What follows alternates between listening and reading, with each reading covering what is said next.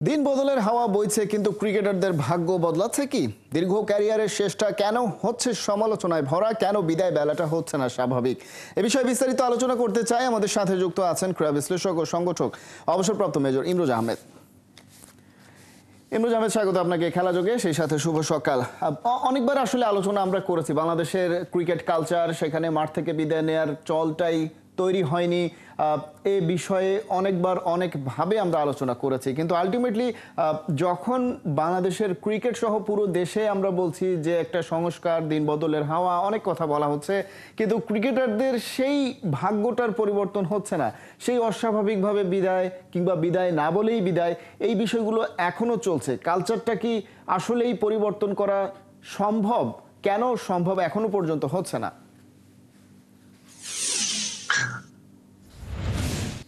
খালেদ, ধন্যবাদ। শুভ সকাল খালেদ। দেখুন, আমাদের ক্রিকেট কালচারটা খুব বেশি অনেক পুরাতন বলবো তেমনটা তো না। 20-22 বছরের কালচারটা, যেটা আমরা আন্তর্জাতিক ক্রিকেটে নিজেদেরকে সম্পৃক্ত করতে পেরেছি। আপনি যদি যারা অনেক পুরাতন দল যারা খেলে যাচ্ছেন অনেক বছর ধরে, শুধু আমাদের পার্শ্ববর্তী দেশ ভারতকেও যদি ধরেন, সেখানেও দেখবেন এই রিটায়ারমেন্টের কোনো এজ লিমিট নাই, রিটায়ারমেন্টের কোনো স্বীকৃত কোনো পদ্ধতি নাই। Retirement is absolutely based on individual player. সুতরাং এখানে আমি যদি আপনি বলেন যে একজন প্লেয়ারকে কেন আমরা মাঠ থেকে সম্মান দিয়ে বিদায় দিতে পারছি না, অথবা একজন প্লেয়ার কেন এইরকম রিটায়ারমেন্টটা করার আগে যথাযথভাবে তাকে আমরা সেই রকম সম্মানটা দিতে পারছি না, সেটার জন্য আমি যদি বলি, আমি সবার প্রতি সম্মান রেখে বলবো, এটা হচ্ছে প্লেয়ারদের সিদ্ধান্তহীনতা। প্রতিটা প্লেয়ারকে কিন্তু নিজের থেকে ডিসাইড করতে হবে যে উনি কখন রিটায়ারমেন্টে যেতে চাচ্ছেন। বয়স কিন্তু is not a factor. Sachin Tendulkar কিন্তু রিটায়ার করেছেন 39 বছর, 40 বছরের কাছাকাছি এসে। রাহুল দ্রাবিড় করেছেন প্রায় একই সময় 39 বছর। সৌরভ গাঙ্গুলির কথা ধরেন, উনি 33 বছর না 34 বছরে উনি রিটায়ার করেছেন। সুতরাং বয়সের থেকে বড় কথা হচ্ছে যে আপনি যতদিন বুঝতে পারবেন যে আপনি কোন পর্যায়ে খেলছেন এবং কতটুকু আপনার পারফরমেন্স আছে, সেই জায়গাটা থেকে যদি আপনি শিখরে থাকার সময় যদি রিটায়ার করেন, আপনি অত্যন্ত সম্মান নিয়ে যাবেন। যদি উদাহরণস্বরূপ বলি, অ্যালিস্টার কুকের কথা আমরা সবাই জানি, ইংল্যান্ডের one of the best batsman ever produce. সবসময় অল ইংল্যান্ড দলে যে কোনো সময়ের জন্য ওনার নাম থাকবে। সেই উনিও কিন্তু ইন্ডিয়ার সাথে 5টা টেস্ট সিরিজের একই টেস্টে পরপর 2টা সেঞ্চুরি করেছেন। সেই সময় কিন্তু তিনি রিটায়ার করেছেন এবং তারা জানেন যে কখন তাকে রিটায়ার করতে হবে। আমাদের দেশে যেটা হয়েছে, আমাদের প্লেয়ারের স্বল্পতা আছে এবং আমরা প্রথম জেনারেশন যারা ইন্টারন্যাশনাল ক্রিকেটে ডমিনেট করে খেলেছি, এবং এতে আপনি কিন্তু মাহমুদুল্লাহ নাম, মুশফিক, সাকিব, তামিম, মাশরাফি, ওনাদের নাম আসবেই। এবং ওনারাই ডমিনেট করাতে আমরা কিন্তু ওনাদের রিপ্লেসমেন্ট খুঁজতেও অনেক দেরি লেগেছে, এবং ওনাদের সাথে যারা খেলেছেন তারা যে তাদের জায়গাটাকে বিচ্যুতি করবেন তেমনটা কিন্তু করার সম্ভাবনাময় প্লেয়ার খুব কম পেয়েছি আমরা।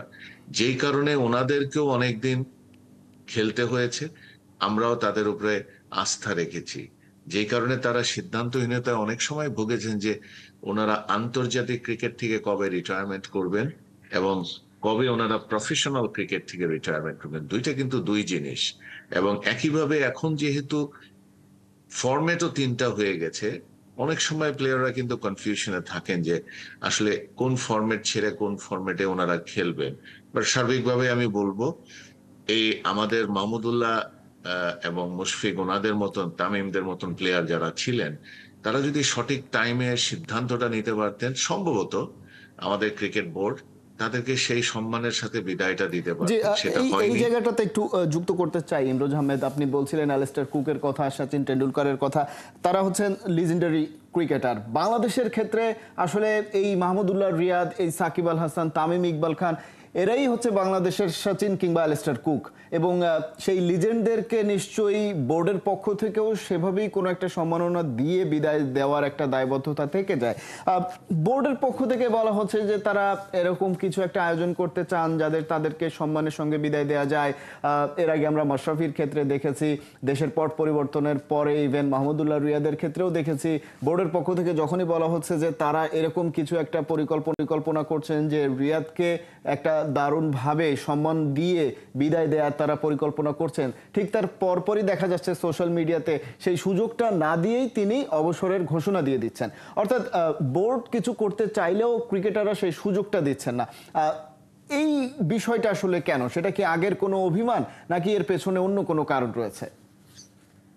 খালেদ, সুপ্ত কোনো অভিমান থাকতেই পারে খালেদ, সেটা আমরা হয়তোবা সবাই ব্যক্তিগতভাবে ওনাদের সাথে কথা না বলা পর্যন্ত জানতে পারবো না। তবে একটা জিনিস হচ্ছে, এই ফেসবুকে বা ওয়েব পেজে নিজেদের রিটায়ারমেন্ট দেওয়ার কথা, এটা খুব একটা যে নতুন কিছু তেমনটা কিন্তু না। আপনি যদি অ্যালিস্টার কুকের কথাই বলছিলাম, ওনারটাও যদি দেখেন, উনি যেই কাউন্টি লিগে খেলতেন তাদের ওয়েব পেজেই কিন্তু তিনি তার রিটায়ারমেন্টের কথা বলেছেন। উনি প্রথমে রিটায়ার করেছেন ফ্রম টেস্ট সিরিজ, টেস্ট খেলার থেকে, তারপরে রিটায়ার করেছেন অন্য ফরম্যাট থেকে।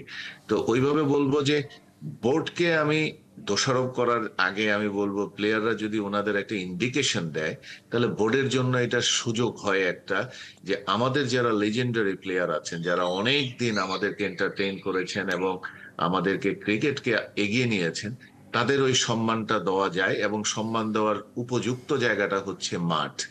এবং সেই মাঠ থেকে যখন যাবেন, এটার জন্য একটা পরিকল্পনার প্রয়োজন। কারণ আপনি জানেন, আন্তর্জাতিক খেলার একটা এফটিপি থাকে, যেখানে আমরা জানি কবে কোন খেলা আছে। তো ওনারা যদি ওইটার সাথে মিলিয়ে যদি রিটায়ারমেন্টের ডিক্লারেশনটা আনে, তাহলে হয়তোবা তাকে অনুরোধ করা যেতে পারে যে শেষ খেলাটা আপনি এই খেলাটা বাংলাদেশের মাঠে এইভাবে খেলে যান।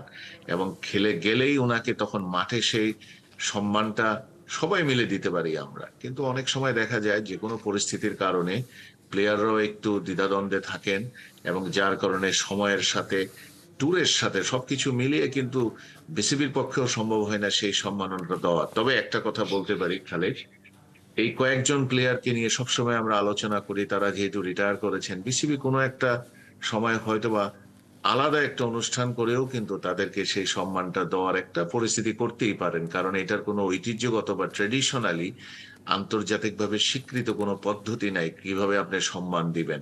কিন্তু সম্মান দেওয়ার কিন্তু এরকম সিস্টেম। আমরা তো আসলে কালচারের কথা বলছিলাম, এবং সেই কালচারেরই একটা অংশ হচ্ছে যে ক্রিকেটারদেরই আসলে ওই বিষয়ে অনাগ্রহ রয়েছে মাঠ থেকে বিদায় নেওয়ার ক্ষেত্রে। আমরা যদি মাশরাফির কথা বলি, মাশরাফির সঙ্গে তৎকালীন বোর্ড একাধিকবার বসেছে, তার কাছে জানতে চেয়েছে যে তারা কিছু একটা আয়োজন করতে চায়, যেহেতু বাংলাদেশের one of the successful captain ছিলেন তিনি।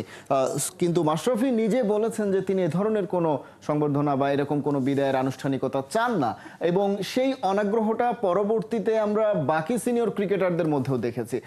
এই অনাগ্রহের কারণটা আসলে কি? খালিদ, আমার যেটা মনে হয় সেটা অনেক সময় আমরা দেখেছি খেলা চলাকালীন তাদের ক্যারিয়ারে অনেক সময় অনেক বিতর্কের ভিতরে ওনারা জড়িয়েছেন। অনেক সময় বিভিন্ন ব্যক্তিগত কোনো ভাবে, যেরকম ধরুন আমাদের এই হাতুড়া সিং এ যখন আসছেন, তখন আমাদের অনেক সিনিয়র প্লেয়ারের সাথে অনেক দূরত্ব তৈরি হয়েছে বোর্ডের এবং কোচের। এরকম অনেক জায়গা থেকে তাদেরও কিছু একটা বিতৃষ্ণা থাকতেই পারে, তাদের কিছু একটা কষ্ট থাকতেই পারেন, যেই কারণে তারা হয়তো বা মনে করেছেন যে তেনারা খেলবেন না। যেরকম তামিমের কথাই যদি ধরেন, তামিম যেভাবে রিটায়ারমেন্ট ডিক্লেয়ার করেছে, টি-20-তে বহুবার তাকে অনুরোধ করার পরেও উনি ওই জায়গাটায় ফিরে আসতে চান নাই। তিনি বলেছেন নতুনদের সুযোগ দেন, যদি না পারে আমরা দেখবো পরে এসে। অনেক কিছু ওনারা বলেছেন, এবং এই কারণে হয়তোবা ওনারা কোনো একদিন হয়তোবা তাদের বায়োগ্রাফি লিখে যাবেন, সেখানে হয়তোবা তাদের এই আক্ষেপের কথাগুলো ওনারা বলে যাবেন। আমরা হয়তোবা তখন সঠিক উত্তরটা জানবো। বাট এখন আপাতত যতটুকু মনে হয়, ওনাদের কিছু একটা কষ্ট অনেক সময় থাকে, যেই কারণে হয়তোবা ওনারা এই জিনিসটা প্রথম থেকে ডিক্লেয়ার করতে পারে না। মাশরাফির কথা যদি বলেন, আরো অনেকের কথাই বলবো আমরা, তারা অনেক আরো সোশ্যাল কমিটমেন্টে তারা জয়েন করে ফেলাতে, এবং অনেক কিছুর কারণে হয়তোবা তারা সেই জিনিসটা চেষ্টা করেছে অ্যাভয়েড করার জন্য, যে ঠিক আছে আমার এইখানে আর এই প্রয়োজনটা নাই। আমার কাছে তেমনটাই মনে হয়, অন্য কোনো কারণও থাকতে পারে। তবে সার্বিকভাবে বলবো, আজকে ক্রিকেট যেখানে এসেছে, ওনাদের কন্ট্রিবিউশন উই ক্যানট ডিনাই, এবং ওনাদের কন্ট্রিবিউশন ভুলে যাওয়ারও সময় এখন হয় নাই। আরো 50-100 বছর হয়তো বা ওনাদের এই কন্ট্রিবিউশন এন্ড রেকর্ড আমাদের কাছে থাকবে। নতুন প্রজন্ম তাদেরকে কিন্তু মনে রাখবে তাদের এই রেকর্ড দেখে। এবং সেই জায়গা থেকে যদি বিবেচনা করেন, আমার মনে হয় তাদের সবাইকে মিলে সম্মিলিত ভাবেও কিন্তু একটা আনুষ্ঠানিকতার মাধ্যমে বিসিবি তাদের এই কন্ট্রিবিউশনের জন্য হয়তোবা একটা আয়োজন করতে পারেন তাদেরকে সম্মানটা দেওয়ার জন্য। এটা জি, যে আমরা কোনো আসলে সময় করা যেতে সেই পারে। অপেক্ষাতেই থাকবো যে বোর্ডের পক্ষ থেকে সেরকম কোনো আয়োজন থাকে কিনা এবং ক্রিকেটাররাও আলটিমেটলি সেই আয়োজনে আগ্রহ প্রকাশ করেন কিনা শেষ পর্যন্ত। যদিও এর আগে আমরা এই ধরনের কিছুতে অনাগ্রহ দেখেছি এবং এটা একটা কমন অনাগ্রহ ক্রিকেটারদের মধ্যে। দেখা যাক ভবিষ্যতে সেটা বলে দেবে যে কি হবে। ইমরোজ আহমেদ, অনেক ধন্যবাদ।